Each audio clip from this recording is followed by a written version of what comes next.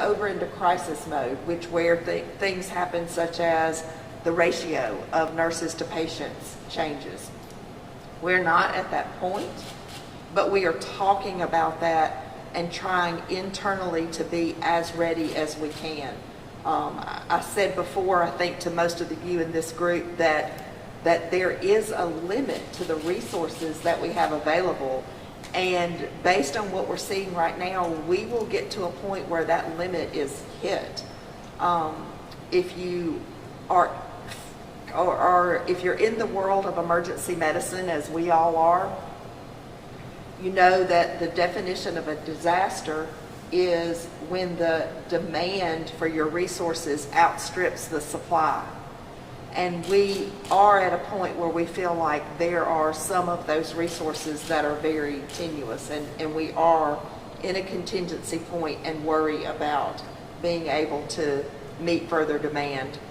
On the bright side, we did receive a bolus of vaccines to distribute, and we have administered all of those vaccines, so we're very excited about that. It feels really good to have something that feels more like offense and something that's a little more proactive to be involved in, rather than just reacting and taking care of the patients as they come. It feels good to be able to have something that feels like a bit of a positive thing to do. So I'm going to ask Dr. Jones to speak to our vaccine administration, and Dr. Wilson will speak about the systems of care for a moment, and then we'll be glad to take your questions.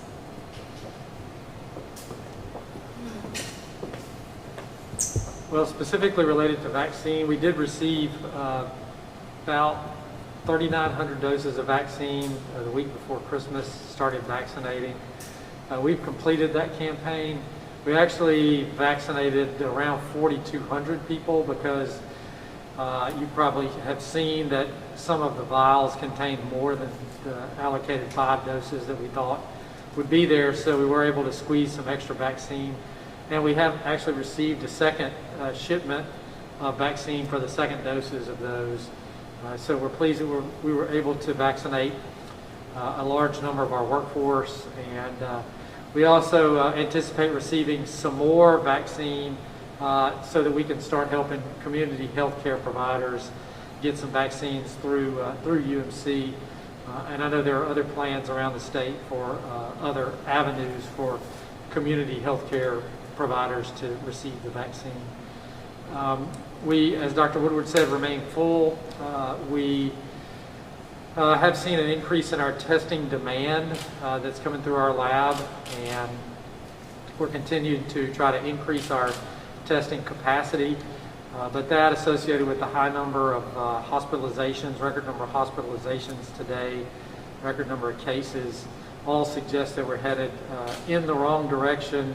And that's not even accounting for the Christmas holidays and then Friday or Thursday night, which we know people will get together. So I would anticipate in the first couple of weeks of January, or within the month of January, we'll see the situation get a fair amount worse in terms of the activity that we're seeing.